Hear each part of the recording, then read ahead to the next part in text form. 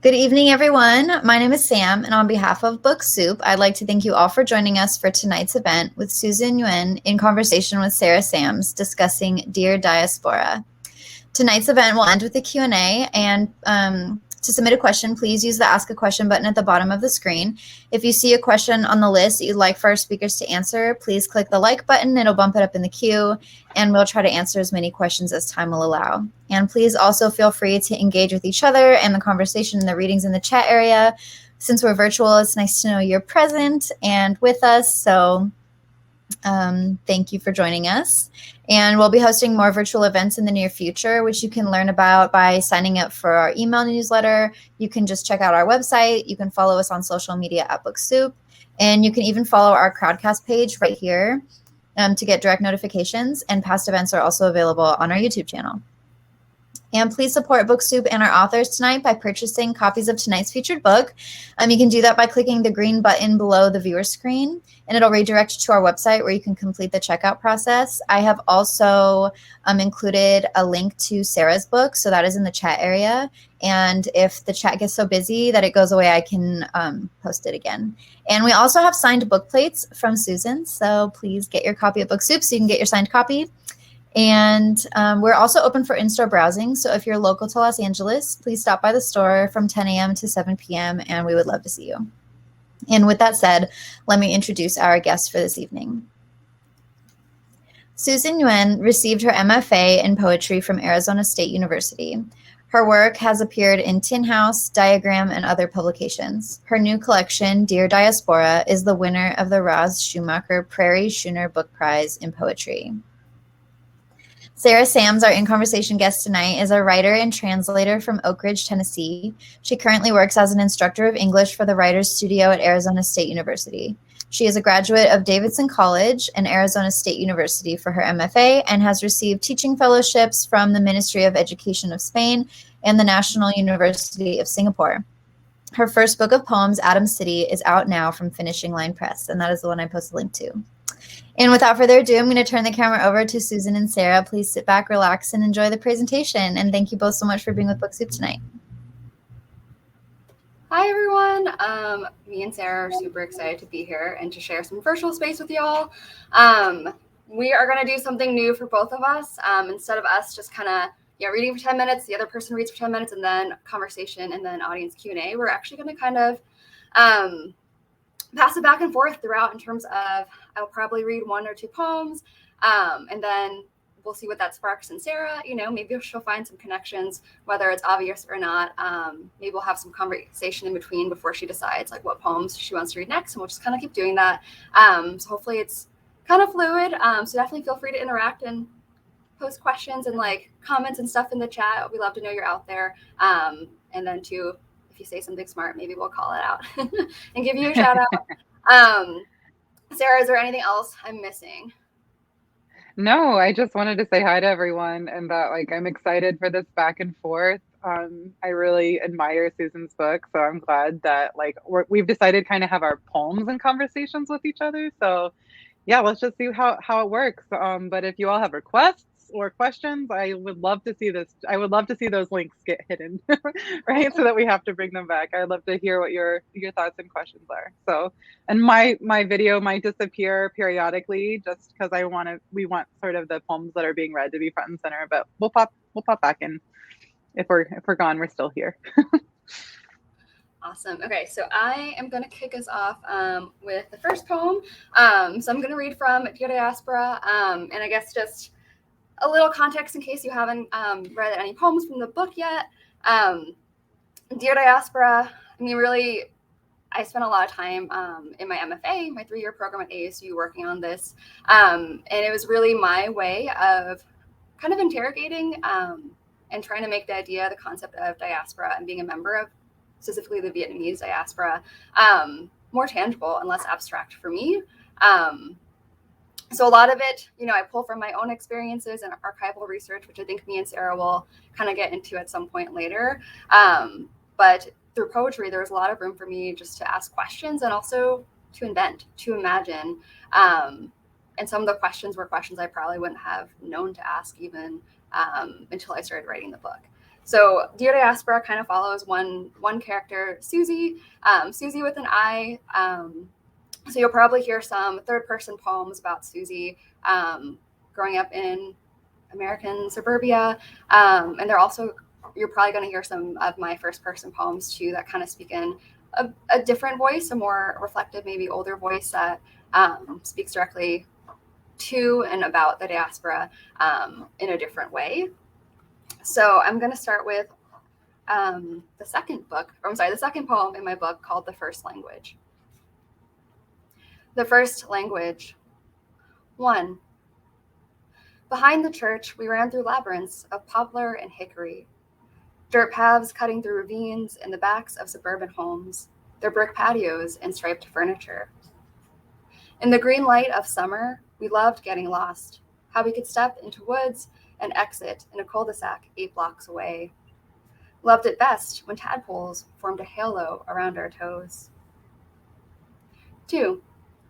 Before he disappeared, my father taught me how to catch tadpoles in my hand.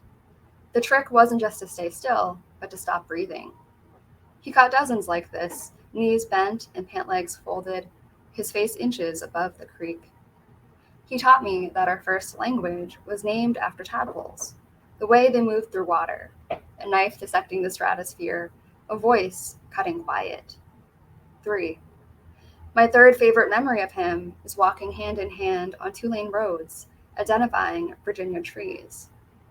In one pocket, a zodiac sign lighter, a button from mother's favorite blouse, and the other, acorns for burying. I can still identify the red oaks. 4. Today, the tadpoles flow through my fingers like an egg yolk, and my impulse is to cradle one in my mouth. The tadpole swims circles, and my tongue follows, mapping its movement before spitting. And Sarah, I'm going to pass it over to you. Hi. Oh, thank you so much. I love that image of the father kneeling, trying to catch fish and like being able to, but also just the idea that that's like that language is that slippery. It's hard to find precisely the right way to start a book, a poem. It's resonating with me right now. I think I'll just read the first poem from my book as well.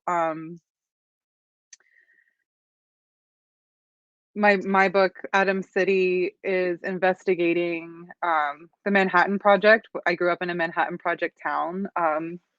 Just a little bit of context for that. And this poem is inspired by some wartime propaganda. So like think like huge billboards saying like don't speak. So trying to like catch the minnows of language, trying to go back and find what was taken or what was shushed, I guess, not taken. It's called But Think, Are You Authorized to Tell It? I didn't know the secret we kept when I lived in the town where quiet vines thread trees in winter. Now I visit every year to see the trumpet creeper gone brown and the kudzu like dead party streamers. And today there was a squirrel eyeing me from his side, the way a squirrel must. He clattered on the roof and called for me to speak more plainly, so I'll shoot for pared down, a small phrase to hold, to turn over, a coin with 2 sides, cool and smooth and seductive, like security. You could bite the coin to test the secret, or lay it on an eye as you sleep, just for the quality of the image. Electrons dance inside metal like dreams. Walking deep through Greenway Trail, I listened to the story of Tsutomu, who made it home from Nagasaki to Hiroshima after one white flare and in time to see the second. Then I sit on a root shiny with sap from a higher wound, tooth down on what I meant to share with you. The hard coin whirs against my tongue. I don't believe I've ever been quiet just because I was told. Back to Susan.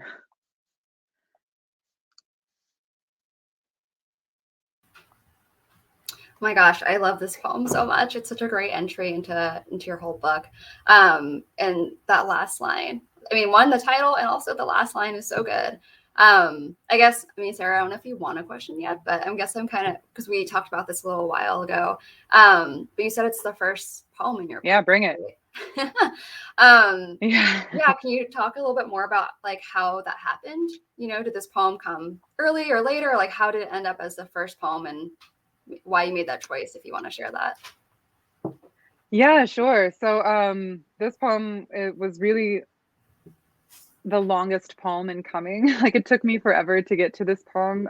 I guess because it like, I don't know, it speaks more directly and more clearly to the sense of shame I feel when I'm looking at the history of violence and the history of war, like how I feel like responsible and connected to it. So that last line, I don't believe I've ever been quiet just because I was told, is like kind of an admission for me. Like we're not quiet because we're told to be quiet. We're quiet because it's easier. It's easier not to sort of look at the truth head on. But it didn't come. I worked all the way around this poem for a long time, and friends, mentors, like they all told me something was missing, and it took me going home and spending more time at home and like sort of, I don't know, just it literally happened after a walk through the woods when I was listening to this insane story and this real story of Tsutomu, and I just started bawling and I was like, I've just been stopping myself. So then I went home and wrote this poem, and it seemed like the best, or not the best, but the necessary opening. If I'm going to try to tell the story, I have to admit this, like the way I'm coming at it and the way what emotions I'm bringing to the table. Yeah. I think like our books in conversation in terms of like proximity to war and violence, and whether adjacent to or inheriting the violence or the grief, right? There's like much, like so many connections there. But I'm not actually going to get into that right now. I guess my other question that I thought of as you're saying that, when you're writing your collection, did you have any specific ritual specifically, or because you mentioned walking in the woods, I don't know if that was a normal thing, or did you have any specific rituals? That's a really great question. I mean, I know. Well, nothing like, I mean, I love the idea of a ritual as something that gets repeated. But I'm like I'm not consistent enough for that to be real. But I would say that like more often than not, I started a writing session doing some reading and doing some research, and like so not with a blank page. That helped me figure out sort of what history mattered to me and what was compelling me to move forward. How about you? Do you have any rituals? I'm the exact same way as you. I am not like disciplined or consistent enough to have a specific ritual. You would think I would have figured out, hey, this is helpful, but I mean, every day is so different, right? In terms of what the day looks like and energy, and like since I wrote a decent amount of it, at least the first draft of the manuscript in grad school, I had, I felt like more time. I don't know if it was. It felt like more time than now, the full-time job anyway. But I know on the days when I didn't have class, right, and I didn't have to go to campus, I'd be like, no one can talk to me, like not my partner, like I can't let the world in, right? I just have to slowly start my day, and like get into it. And then whenever it happens to be done, like that writing session for the day, whether it's a few hours or like shorter, you know, then the rest of the world can come in. But you know, it's like I can't even talk to you because, you know, I can't let that in right now. I can't do that now because I have to go to work at 8 every day. So I can't do that. So it's like I should figure out the new thing.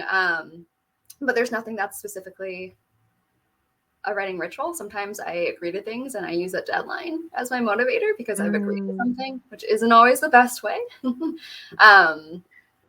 But yeah, I agree a lot. I took a lot of inspiration from also just doing research into the archive, whether it was my own family. I did a lot of, I started an oral history project and interviewed my own family members. And, you know, I grew up really pushing away like the Vietnamese part of my identity, you know, being born in America and growing up here.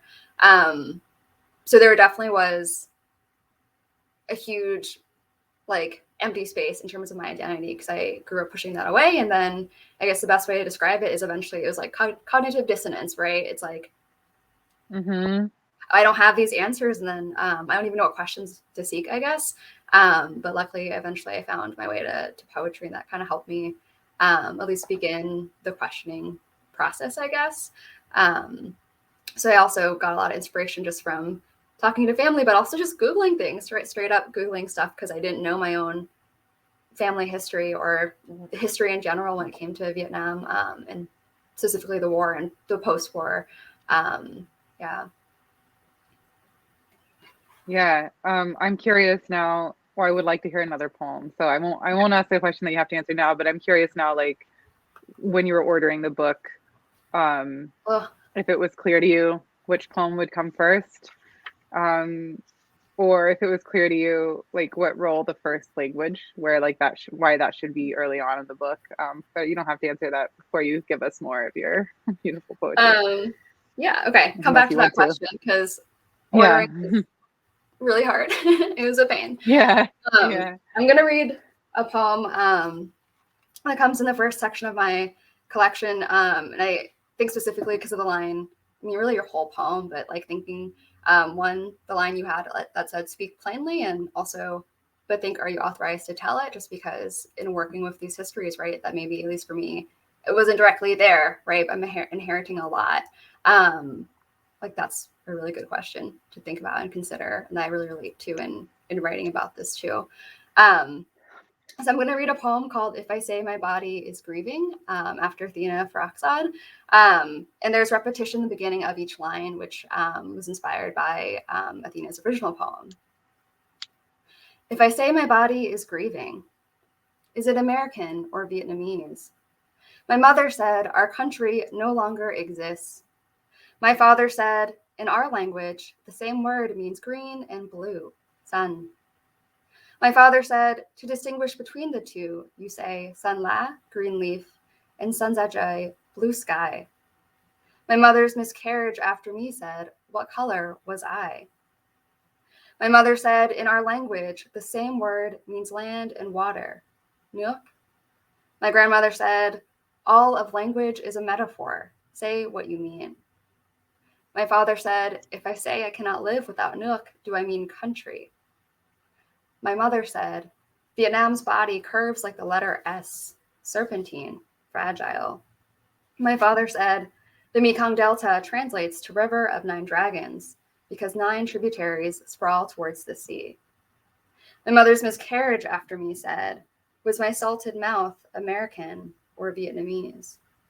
My mother said, don't translate me. My grandmother said, don't speak lest your tongue rush like a river. In the night, history absconds with us. We learn to open in darkness. My mother said, when you tell it, do I float on land and water? My father said, am I the green leaf, the blue sky? My American mouth cannot separate itself from my body.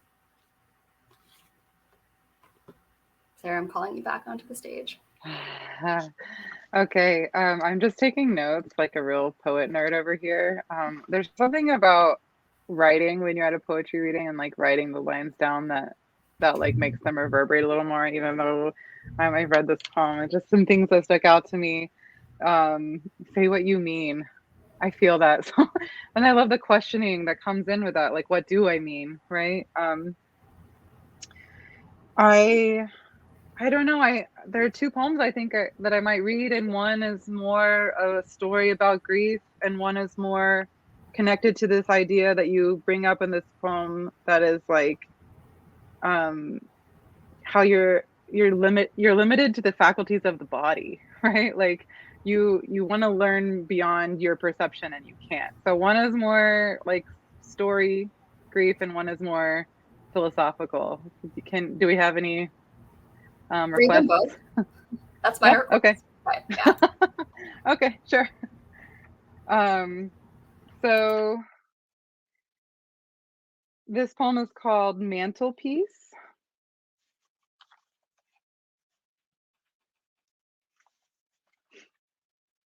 There's a missing picture you might call June, the year Dad died. The warriors and the cavaliers, mosquitoes and cigarettes, other smells and sounds. But now, when I make my way toward it, through the backyard thick with undergrowth, through honeysuckle and poison ivy, and toward the itchy grass of oak. When I head up the back stairs and compel myself over the porch his bed once faced, and open the kitchen door, the one next to the bin that always needed emptying, when I finally inch by his living room chair, there's nothing to find but a thin rectangle of dust on a thicker layer of dust, what the frame left behind.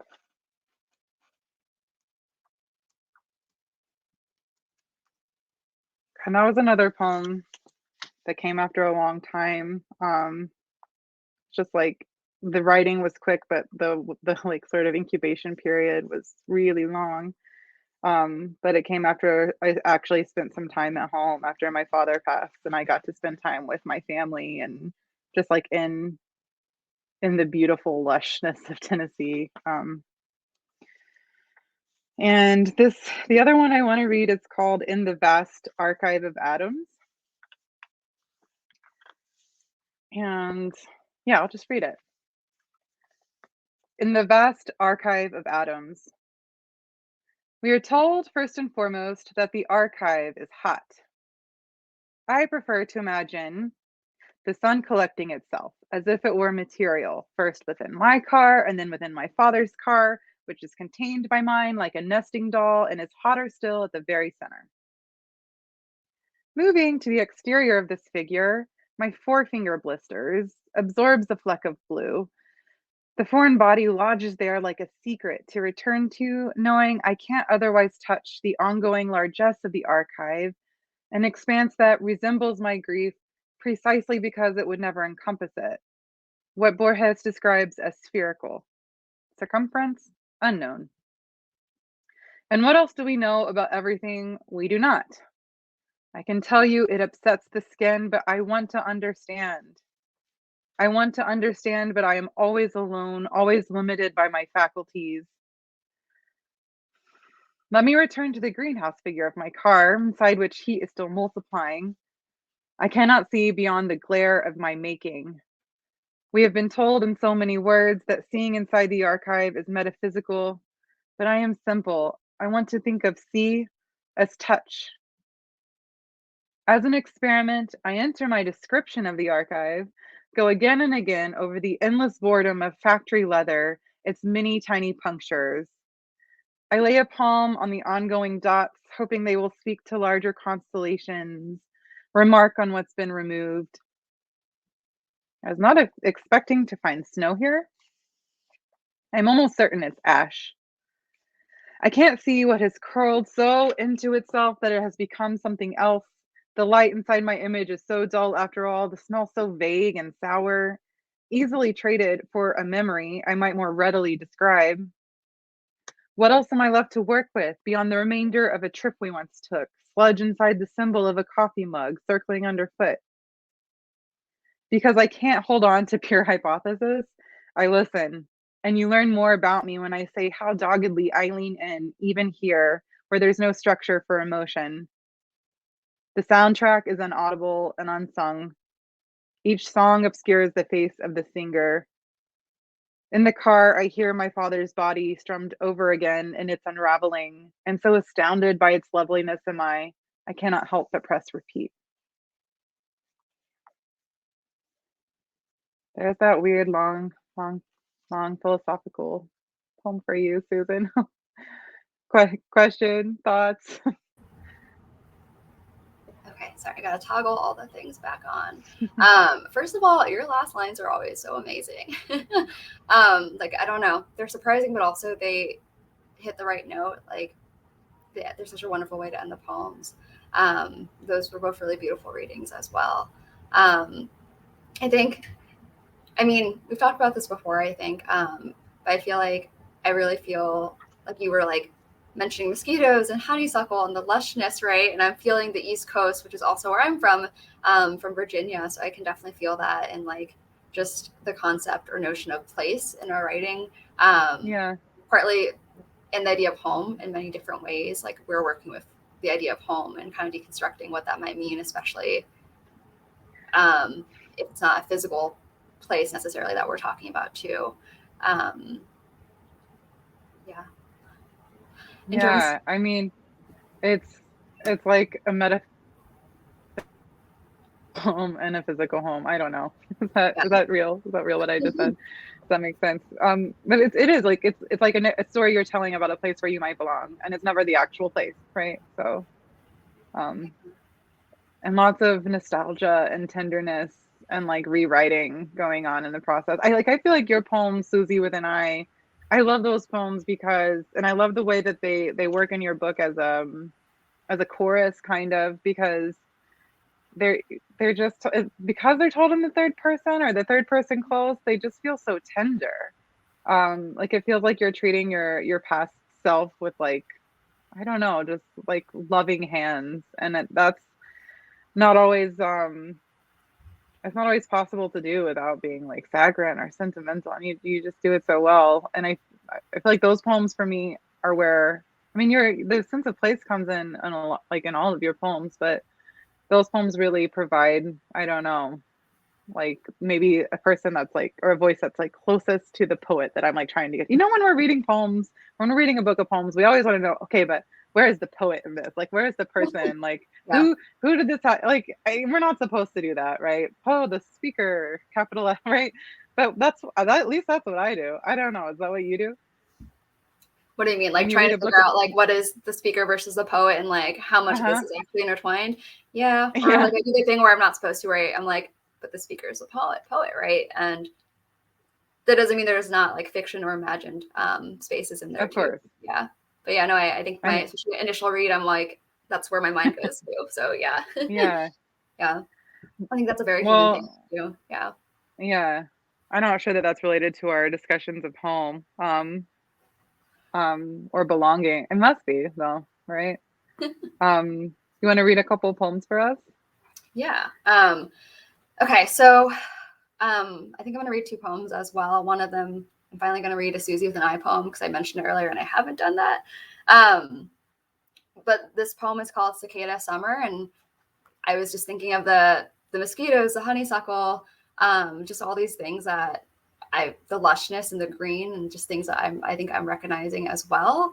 That was kind of my connection. So I'm gonna read this one called Cicada Summer. The cicadas come from the ground and enter the world in currents, streaming down tree trunks, over branches, across sidewalks and roads, the males pulsing their abdomens, singing for sex. In the field behind the school, Suzi and her classmates stand still as dozens climb over their bodies, careful not to crush the winged insects beneath their feet, fearful of littering the ground with broken glass. Suzi collects every wing she can find. Each one becomes a small body of water she carries in her pocket, a broken window pane she holds to each eye. She counts dozens more on her way home and imagines how they would taste. Hands in her pockets, touching the wings to each fingertip, she wonders, would they still sing on the way to death, and would it sound any different? Today she walks through uneven fields of green and spits into tall grass, the roots of trees. Listens as the clicking of cicadas fills her body with song. The green lacerates her ankles, and she imagines her blood mixed with dirt will nourish, will add to the muscle tremor of the earth. And for context, I grew up on the East Coast in Virginia, so this poem is partly inspired by the cicadas that come up every 7 years, and they were a big deal growing up. I'm going to read one more poem. It's going to be, so there's a longer middle section in my collection called The Boat People, and it kind of is in the middle of my collection. The way I decided that was because I wanted to give some context to Vietnam, the Vietnam War, the diaspora itself, because I think otherwise it'd be easy to read through this book, maybe become invested in Suzi and that speaker, but not be faced with some of the history, which is painful. And I wanted to make sure that, honestly, my readers had to face that. So it's a longer section in the middle, and I'm just going to jump around. The Boat People. She Googles FOB after someone calls her fresh off the boat. She has never been on a boat. What she finds: blank deaths from blank to blank, blank memorials in blank countries. On open water, they traveled on small fishing junks, origami boats, arms and legs folded, one over the other, trawlers smuggling thousands of bodies, searching for international water, living on empty for weeks and months, looking for coastline that did not push back. Obituaries archives, obituary 1. Blank, 16 years old of blank, drowned on an unknown date sometime after September 1st, when he and his family are known to have left their house to meet the people smugglers. The boat he was on is believed to have been boarded by pirates who searched passengers for gold sewn into the hemming of their clothes. His younger sister is believed to have been abducted with other young girls on board. The pirates rammed the small vessel. There were no survivors reported. Obituary 2. Blank, 54 years old of blank, survived 2 weeks on a small fishing boat with over 100 passengers before dying from dehydration.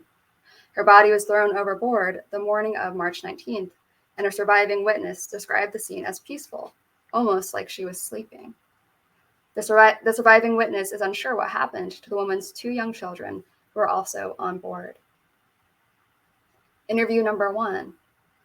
The former boat person stated that as many as 20 ships passed by without stopping and coming to their aid, ignoring their cries for help. When they finally saw shore, the refugees sank the boat with their bodies, pounding their hands and feet so that they could not be towed away. The people smugglers speak. They come to us with black market gold, whole life savings, homes sold. They, the soon-to-be defectors. They will say they are going on holiday or nothing at all. They will disappear in the middle of the night, walk through mud and green jungle, reappear in darkest morning. Some commission their own boats built, traveling petri dish of human waste, fever dream. We know men who have tried to leave many times, only to be turned back. Bad weather, bad feeling. They will not give up. They would squander their life savings a dozen times. Anything for the chance of freedom, the promise of blue ocean. And I think I'll end that poem there. And I thought of this poem, Sarah, in terms of your second poem, the idea of the archive, and I think you said the unknown, and wanting to understand, right? And I literally Googled, like, okay, how many deaths were there, right? In terms of refugees trying to make it to wherever they're going. And there's obviously not a solid number. And trying to find out, okay, well, how many memorials are there in how many countries? And I kind of gave up trying to like figure it out, honestly, which is why a lot of this is pulled from research and like archival research too, but there are underlined like blanks in a lot of these poems just because like realistically, can you know, honestly, like how accurate are those numbers? So that's kind of why I jumped to this poem or part of and I just want to say that, like, I was speaking earlier sort of about the tenderness with which you treat Suzi, which, like, I think is really important because when it's juxtaposed with the atrocity of war and refugees seeking, what's the definition of a refugee? Someone seeking refuge. That's a beautiful line in this long series. It's like, that's it. It's someone seeking refuge. So if you deny the refuge, then they're not safe. Like, can you just state it in the plainest terms possible? Like, then they're going to be facing atrocities, right? But anyways, having this like sort of longer historical poem juxtaposed with the poems of a different kind of internal and quieter suffering, I just think it puts them in context with one another in I don't know, a really sophisticated way rather than like looking blindly away from it, right? I was thinking there's a quote here I wanted to share with you. If I can find it, by a Tennessee historian. I was doing some research too. Where did I put it? A sense of one's place and of history makes distant places less strange and the past more pertinent to the present. And I feel like that's what's happening that's what is unfolding for me when I read Dear Diaspora, is like connecting those two in a way that does like pays homage to them both. Anyway, you mentioned a poem specifically that of mine. I'm just like talking back and forth between our books that you thought of when you read that, or Oh, am I I was supposed to I pick was thinking of the something? second poem you just read, in the two poems you read. Ah, Mhm. yeah, in the Vast Archive of Atoms. Yeah, that's such a weird poem. But I'll leave that behind because um, what it really reminded me of, or what made me want to read. This is such an interesting way to do this because I wouldn't have picked out this poem, and now I have to find it. Is one of the books that was or one of the books one of the poems that was originally part of a series named after um buildings and an early sketch designed for a Manhattan Project site in Oak Ridge, so like for the development of the or for the enrichment of the uranium for the nuclear bomb. And this one is called Targeting. Sarah, I don't know if you um meant to turn your camera off. Oh wait, did I sorry, turn it's it my off? internet. Never mind. I'm being told it's It's okay, I'm possible. here. No, that's all right. So this is called Targeting. And I just want to share it because I think it's related to this idea of like real you said I wanted my readers to face that. Like what is it you want your readers to face, and what is it that you want? For me, it's more what do I need to face? Um and this just has to do, I think, with the larger conversation of at least in my generation, like we just don't really talk about like if I mention the Manhattan Project, I don't even know, maybe if you're in the chat, you could let me know. Um, do you know exactly what that refers to? Is that like a name of military history or like national history that's like that you're comfortable talking about? Because like, and no embarrassment, but like a lot of people aren't, and I think it's because it's directly related to the idea that the government really close, like the culture of secrecy, and like you know the secrecy of the wartime effort, and really the tamping down on sharing information, and like um the the taking over of the scientific effort and coordination by like a military structure, right? And anyways, this poem sort of investigates investigates that. It's called Targeting. And also there's lots of green in here, Susan, so it's for you. We have been assaulted by green. Our eyes so washed through with green that any other shade, a mistake of brown, a leaf knocked down by sudden raid, makes in us a desire to clean. So saturated on a porch hugged tight by humidity, magnolia, poplar, and bush, the static bumble of globed bees. I think of a word I've learned for the city we call home. Hosdo, the hot place. The word tugs us out of the Appalachians, the landscape of my childhood, and sends us back, which is to say, west. But first, down into the valley where I was made, where language was used to abstract all processes of production. Next, into the letters M-E-D, Manhattan Engineering District, and quick before we're lost in a maze of fog and factory, up and out again, westward as promised. We're over the rolling hills and Tennessee swamplands, over the Mississippi, which had long been a border in the mind past which all was unknown and therefore clearer, over the river and through the Midlands, where Laura Fermi once felt, though perhaps in Italian, the impact of emptiness. And before we feel it too keenly ourselves, I'm leaning towards the lavenders and scarlets of Ruth's southwestern sky. But not to be too long distracted, not to linger, not to be so moved by the New Mexico pinon, not to be entranced like the scientist's wife by the rocks that appeared as cathedrals of yore, to escape from Los Alamos, to have learned against to have learned from the trap we've already set against ourselves, have fallen into before, not to loiter again under that awning of history's wide-mouthed myths, not to be ensnared, not to awe, not to be taken too long back by what must have been the beauty of the bomb, to pick at such light like the skittish kitten who just now visited the steps of this very porch, who is now disappearing into the green, licking flakes of fast-seased tuna from her lips, to run away with what bits of shine find into the forest of the present. I just like don't think I would have read that poem usually because out of context, I'm not sure that it's clear what I'm talking about. But I hopefully like just in the context of this conversation, you can kind of get that like it's hard to write poems about atrocities. It's hard to try to make something beautiful from something horrible. And it's like, why are you doing this? What's the point? Like these are kind of the questions I'm trying to work through. And I don't know if that resonates with you, Susan, or if like the weaving together of stories was complicated for you morally too, or Yeah. I think I want to ask you more about the idea of like questions in your collection as a whole, you know, in terms of like, did you start there?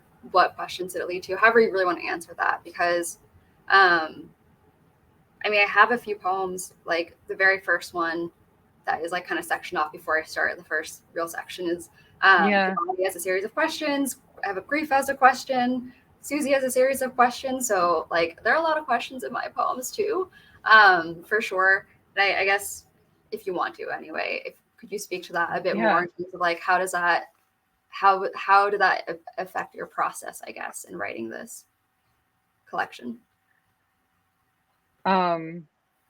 Just in terms of asking myself questions or like walking around like a nerd being like, what's that about? Or in terms of like you want to answer form it, and okay. I mean, thrill of questioning. So look, I think some of my family is here. Just Oak Ridge is such an odd place because it's very celebratory of the scientific prowess. Of the fact that this is where the nuclear bomb became possible. I mean, like we have the Secret City Festival, like Dr. Dog played there one year, right? Our logo on the our logo for the Oak Ridge High School, I would share it with you, but I don't want to mess with screens right now, is the atom. And it's like, they joke that we glow in the dark, right? Any ridgers in the house could probably add some extra funny things that like are just, it's part of, oh, you can order a burger from a local cafe that's named after the bombs. Like, I can't make this shit up, right? Like, so it's in your face in terms of like, this is the legacy of the town, but it's almost so in your face that you don't really have a conversation about it. Yeah. And this is like exactly what General Groves, who like was the general in charge of the Manhattan Engineering District when it became more like a military endeavor. It was named Manhattan because he was like, oh, no one will know what that means. Manhattan is in New York. They're like, everyone knows what it is, so no one will know what it is. So I think like my goal was just to come back to all of these like aspects of my life, like there's a memorial at the Civic Center for our Secret City friendship. Sorry, for our city friendship, sister city friendship. Sorry, with a city in Japan, or there's like this cafe that I go to all the time when I'm home, or there's X, Y, and I just like wanted to revisit it and be like, what is underneath all of this eyewash, right?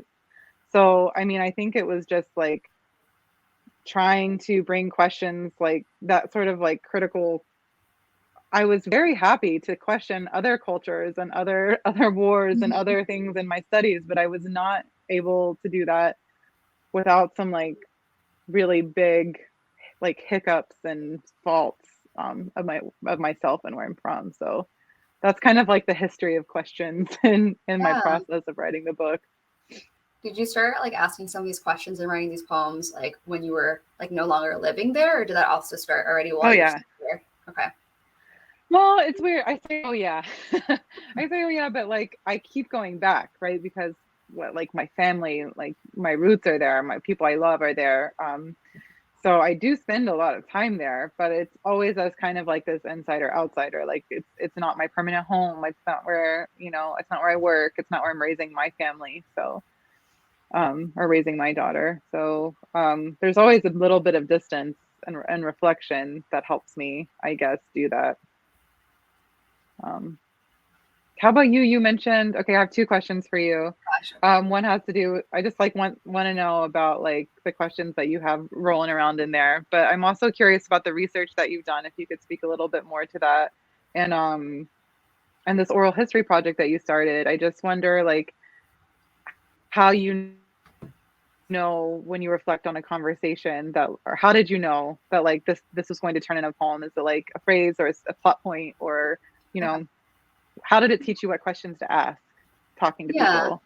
I mean, so I got, during my MFA, I got a fellowship that allowed me to go home and start this oral history project with different family members, who all, I mean, the war has impacted them in many ways. Some of them, yeah, in various different ways. I talked to my parents, I talked to aunts and uncles, and like I feel like that project's definitely not finished. I did it that one summer and started transcribing some of that and recording it, but those are conversations I can always go back to. But I think for me, we weren't having those conversations before, though, I guess. I think growing up, a lot of these of older adults in my family like weren't really talking about this, at least not to me, not to like the younger generation children who, grew up in America, who were born here. Maybe they talked to each other about it in passing, but like as kids, we were not really paying attention. We weren't thinking to ask questions of like, how did we get here? Like, who is this random person who attends like our Thanksgiving every year? Oh, it's literally my uncle's sponsor. And because my uncle had a sponsor, that's how like most of the rest of the family came over here. But like I didn't know that for so long. We were just like a random friend. Sorry, random friend. Yeah, you have the poem that's like questions I never asked my father, right? That one is a really gutting, because it's like I wonder if the process of like having a pretense to start the oral history project opened the floor for like not only like questions that you wanted to ask, but for other people. And I don't know, did it make it more comfortable to talk about things? Or in some ways, yes. And it's, hi Billy. And it's crazy that I needed this kind of project, but I wasn't really honing in on sorry, I'm like, sorry. No, it's okay. I'm totally distracting you. Yeah, I think it also, because I presented it at least in the beginning as like, hey, like I'm doing this project. I presented it as like, hey, I'm doing this project. It also kind of allowed for some of my family members to like also be like, okay, you're doing this project, like you came prepared with questions, like you're trying to research this. It allowed us to have conversations and them to share things that they might not have otherwise, because they weren't talking to me about this. And also it's like painful things that they aren't talking about every day anyway, right? And then I had to be like, hey, I'm working on this. There's a whole process behind it, and like give them that time and space and respect. Which is another reason why I wanted to go and do it in person versus just like, I'll call you, Yeah. And I took a lot of notes from those calls. At first I tried to transcribe them, and then I realized my Vietnamese language skills are not that good in terms of like writing, even though I was taking Viet language courses during grad school, because I'm kind of conversational, but if it gets too complex, Gotcha. or not that complex really, like to me, so I stopped transcribing them and just kind of took notes from those conversations. And some of that history and like autobiographical truth like appears throughout. And there's also a lot of imagined stuff too. And same thing with when I read The Boat People, right? Like that was from a lot of me reading old newspaper articles of like that time of like the 70s, 75, 76, and even early 90s, because there were still refugees trying to come here during that time in the early 90s, including my family members too. So I took a lot of inspiration. Feels like not a great word to use, but I pulled a lot from that research. And honestly, those are hitting so hard, man, because I just like every time I'm reading this, I'm like thinking of Afghanistan. It's like and just because I'm like what's happening right now in the news, but it's like the way you bring in different voices and just let them kind of speak for themselves it's like that. I don't know, it's really unique for the cornerstone of a book of poetry, I think. I mean, some poets have done it really well, like the poetry of witness we can talk about, right? But like just feel like you're really rescuing some of these voices so that they're not in the archive of newspapers. They're singing on the page. It's really cool and important. that was just a thought. Do we need to do something? Do we need to look at some questions in the chat? Do we need Sure, let's see what to, people are asking. I you will want say to there read was another poem? What do you think? I will say it's cool that you mentioned this kind of back and forth, which I mean, I don't think either of us have done before, led to you reading some poems that you might not have. And yeah, probably. Yeah. Normally I come with my list and I'm like, I've thought this through and like, how will this present the book to the audience? Yeah. So hopefully this was a good experience for the audience, kind of jumping around and having this flow of conversation. Yeah. Definitely an experiment, but it seems like we have some good questions, and like to be clear, I don't know how many like we're writing about like our different lives and different wars, but like some of the themes are just really like echoing back and forth, right? So that's kind of why we thought we'd do it like this. So what do you think about that, everyone? And then next, we have question. Do we want to take questions now? Sure. Is it the question time? Yeah. Okay. Here's one. Can I throw one to you? Sure. Was there ever a fear in the writing process of how your families would react to your writing? Initially, I would say no, like in the actual writing itself. I think because I'm not necessarily thinking of audience when I'm writing, to be honest, like that kind of comes later. And the writing process is just kind of like, how do I sort through my own feelings, right? In terms of like the things I'm learning and discovering. What do I do with that, right? And I'm not really good at identifying feelings. I've learned because therapy. So like it helps, right? You are on the page. You definitely are on the page, right? But that lives separate from the being. So yeah, if someone's like, how does this make you feel? I'd be like, can I come back to you after some time and like let me write this down and try to process it in a way that makes sense to me that might not make sense to you. And if I had to explain it to you, probably wouldn't make sense to you, honestly. So not in the initial writing, because I think for me that's like a discovery interrogation phase anyway. And then if I'm thinking further into the future, I think it's important that I don't want to say like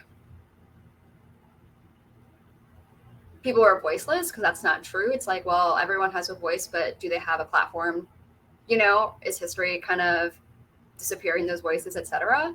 So I think it was important for me to bring that into my collection. And also I purposely change names and change details, and like there are aspects of the truth, but like this is not necessarily like their truth, the truth, you know. It's kind of a culmination of a lot of different truths, if that makes sense.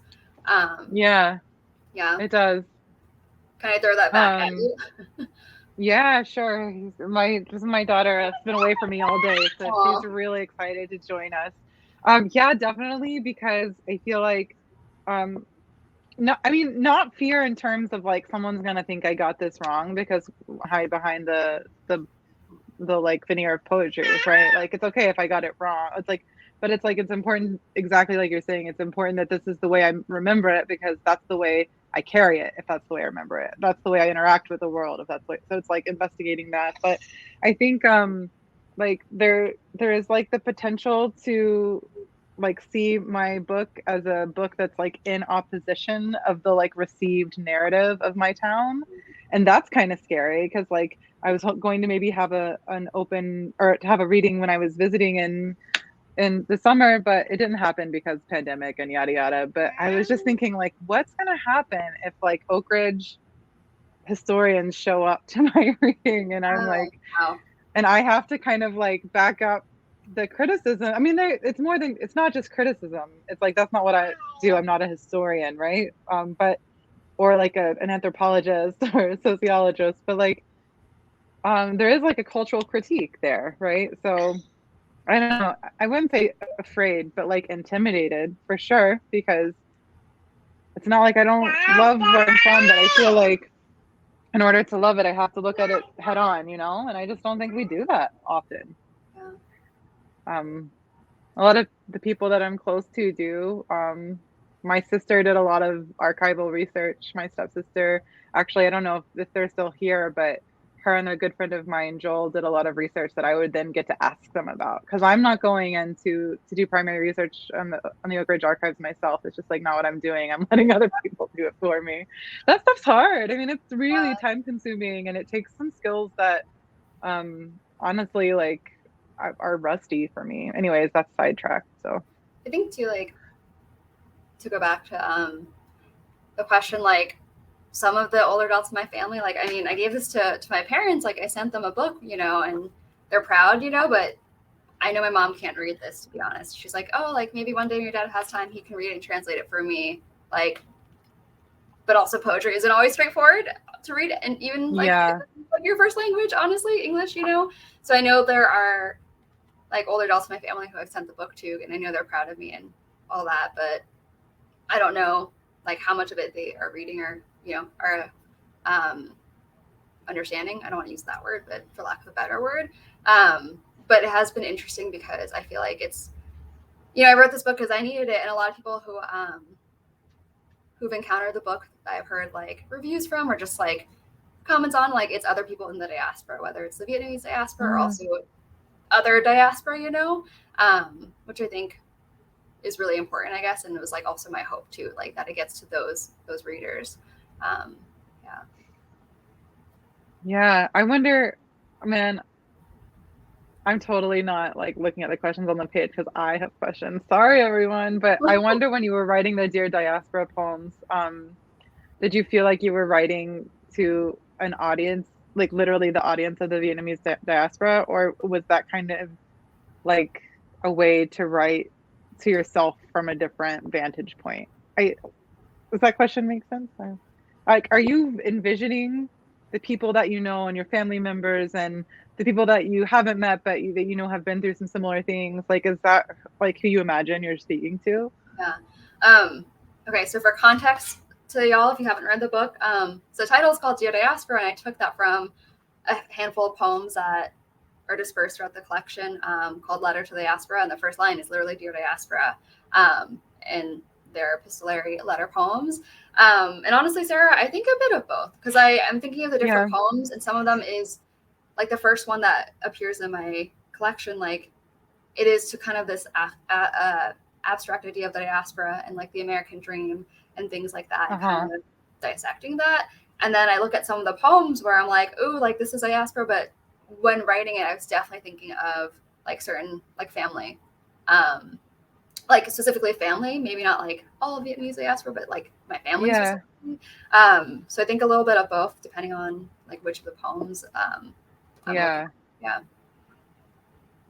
Thanks for that. Do you have more questions? Should I look at the actual questions people are asking? Yeah. Why don't you pick one? Because I think we maybe just have time for one more. Okay, cool. Okay, so the next one. Or we might not even. Does Sam want to let us know? Do we have time for one more question, or should we wrap it up? You could do one more. Go ahead. Cool. So I was like, we could do as many as you want. But there's a good one from Cynthia in the question box. Okay. Oh, okay, I see. It's so clear that you're both doing such deep, important work that you took the time your poems needed. You both researched your material. Did the poems begin in curiosity, something you needed to answer?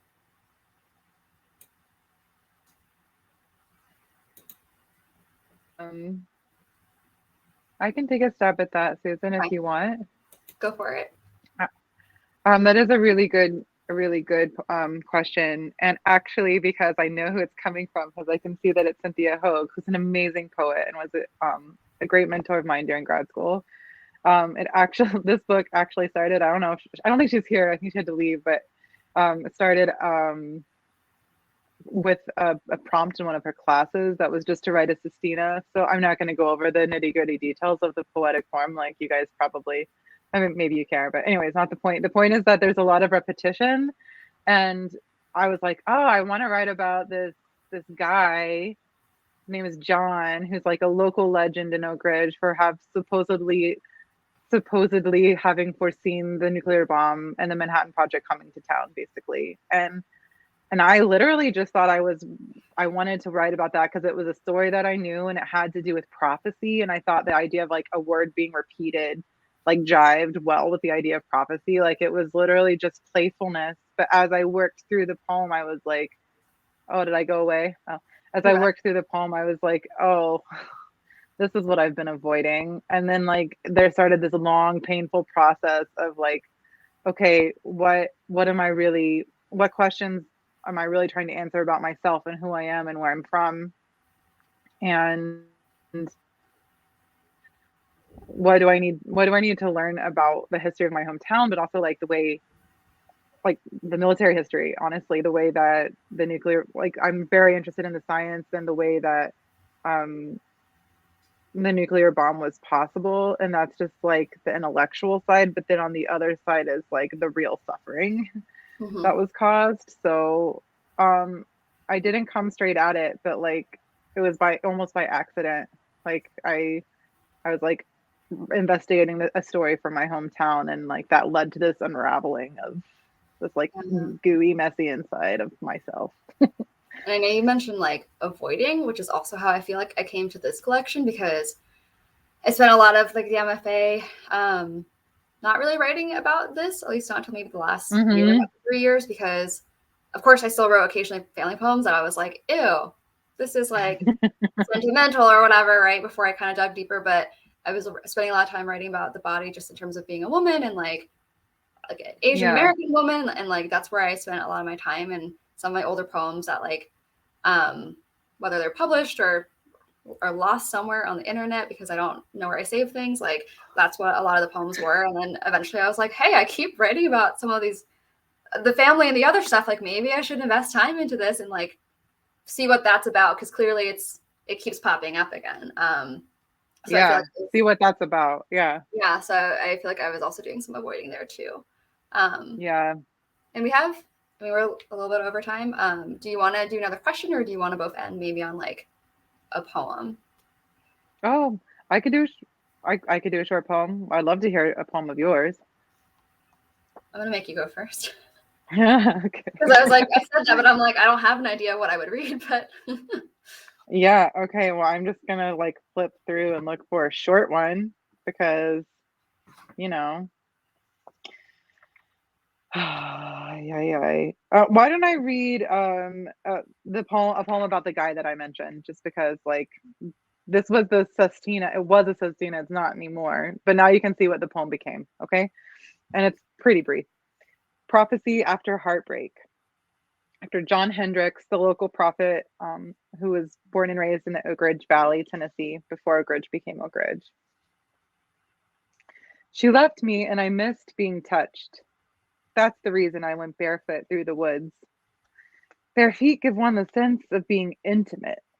The dirt tickled me, a speck of oak lodged between my toes, and then I saw two streams run out in opposite directions, though they lay beside each other. This struck me, called to me like my long gone wife. Listen here, the stream said. Listen better. If I say, God, how the earth of her would shake, you figure I'm prone to exaggerate. But you're imagining our love now, which is good. It's what people forget. You can call love God, if you like. I lay down because I missed her and because desire is a kind of God. When the ground kept whispering, I pressed an ear down. Of course I called it God. By now you know that men around these parts will do that. Hear a woman's breath from deep within, say it's godlike. Which is the point, listen better. I listened so long I got hungry, like when we used to lie all day in bed. And in that state I dreamed, listening, listening. I could hear what was brewing here, as if the seed of disease, the sound both strange and close to home, as my belly rumbles in a fight. And in the rumbling, I heard, yes, the pounding down of railroad ties, and yes, the rushed up factories for the bomb. I think I had the word for bomb. How they'd enlist all this I've said as platform for their story. All, here John saw the atom split, and here John spoke God's plan. But I was trying to say, I hear you. I was trying to say, come back home now. I love that. Listen better, and the idea of like hunger in terms of listening and hearing. Gosh. Thank you. Sorry, I'm like changing my mind about what I want to read. No, it's okay. It gives me time to put an emoji in the chat. I think I'll read, since I mentioned it earlier, one of my Letter to the Diaspora poems. Yeah, that sounds I great. think I'll just read the first one, which appears like a few pages into the collection. The second line, it has been like crossed out, so that's what I mean when I say strike through. Letter to the Diaspora. Dear Diaspora, I believe in the American dream. Strike through.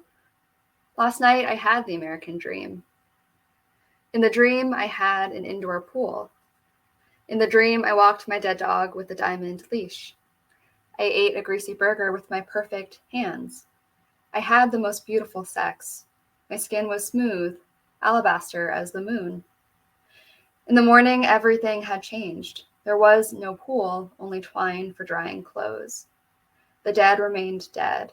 My perfect hands held nothing. Nothing was better. Nothing was better. Yeah. Thank you. Thank you, everyone. We're going to end on a positive note. Yeah. Yeah. After this conversation, I love I was that like, poem, I probably should have chosen like a. No, that was perfect. Positive That was perfect. Yeah. But thank you, everyone, just for being here. Thanks, Matthew. We missed your question. We missed some questions, but we saw them and we appreciate them. We just got talking and, That's okay. And I was going to say, poetry never necessarily has to be on a positive note because that's poetry. So yeah, it's a real note either way. Thank you all for joining us tonight. And thank you, Susan and Sarah. This was lovely to hear your work and their beautiful poems. So if you haven't gotten Susan's book, you can get that at the green button right below the viewer screen. If you'd like Sarah's, it's in the chat area. And thank you all for coming. And thank you both for being with us. And I hope everyone has a wonderful rest of your night. Thank you, Sam. Thank you. Thanks so much for having us. This was really fun. Good luck with your writing. If you're writing, Oh, everyone. thank you. Thank you so much. Good night, everyone.